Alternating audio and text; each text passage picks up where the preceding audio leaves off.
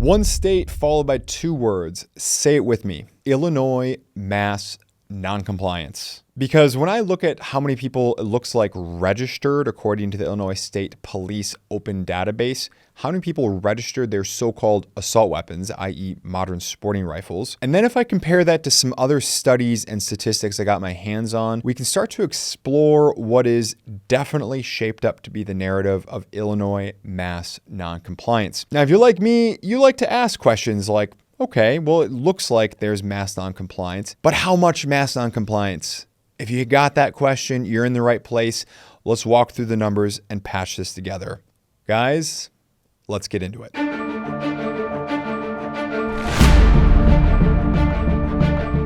All right, so I've done a whole bunch of videos where I'm breaking down the law, the legal challenges, the battles, all that kind of stuff. That is not what this is. We're looking at specifically the mass noncompliance. So let's break into that. So for starters, the Illinois State Police published at a link down in the description box below some numbers about how many people actually registered their so-called assault weapons. Here are the numbers. The registration period opened October 1st of 2023 and closed December 31st of 2023 for the Protect Illinois Communities Act. We've got a total number of 29,357 people who it looks like have completed a disclosure, in other words, have registered something. Let's just say 100% of those people registered an AR-15, some sort of one of those 170 so-called assault weapons that have been classified by Illinois to include semi-automatic handguns of certain makes, models, meeting certain features and so forth, as well as shotguns and on and on and on. Okay, so I want to use the absolute highest number I can think of in order to try to fluff this to make it look like as many people as possible complied. So that number is at 29,357 individuals. We're saying every single person registered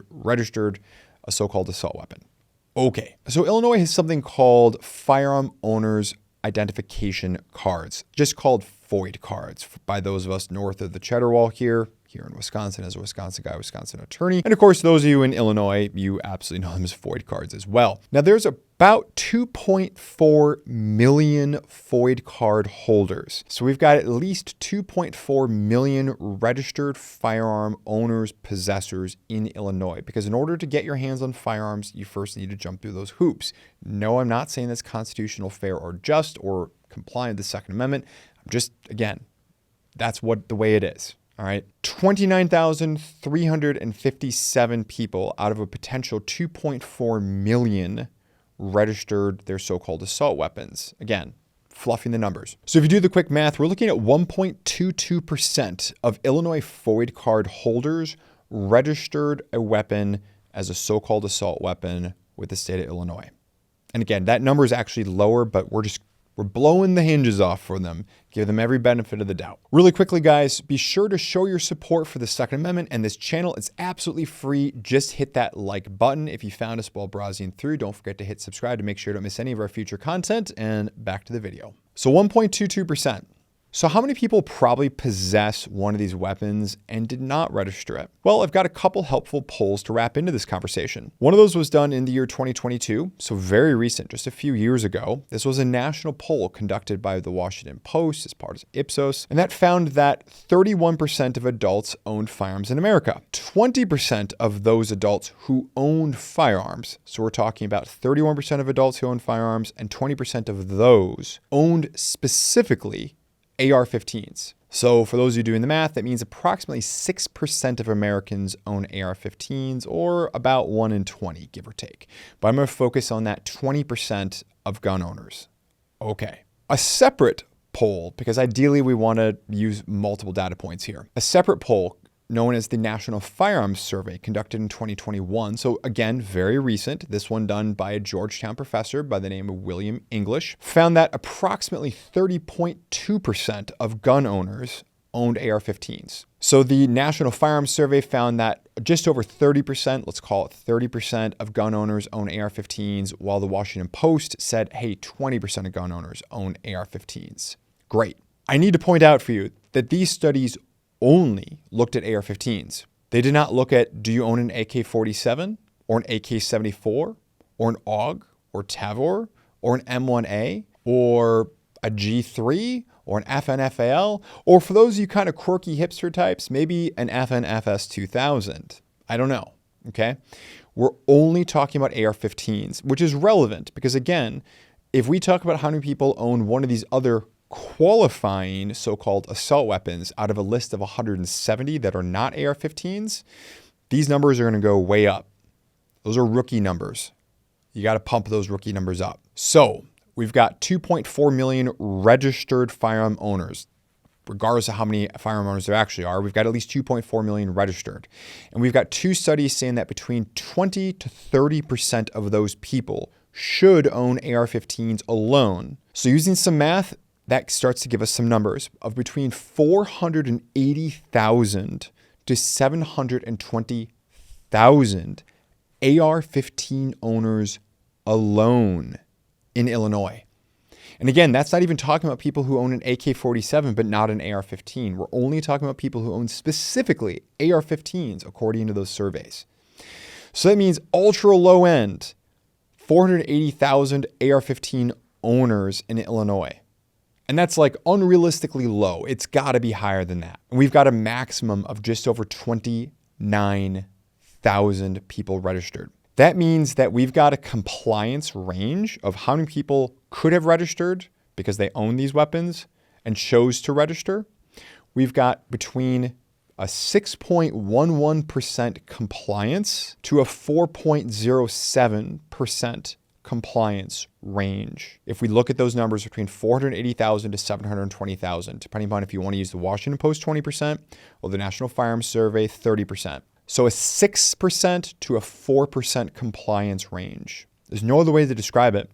That's mass non-compliance. And keep in mind, we are fudging all the other numbers in favor of showing as high a compliance rate as possible.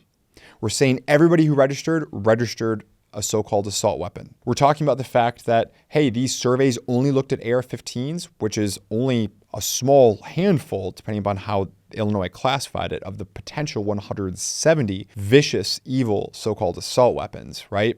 And we know statistically, by the way, AR-15s cause less deaths each year than lawnmowers, autoerotic asphyxiation, people falling out of bed, you name it. We've done videos about how absolutely mind-bogglingly statistically safe AR-15s and other so-called assault weapons are. But hey, let's not get in the way of the fact that if you want to save people's lives, pass laws banning backyard pools, not actually attacking so-called assault weapons, right? Because statistically, that's how you want to save lives if you want to save lives. So here we are.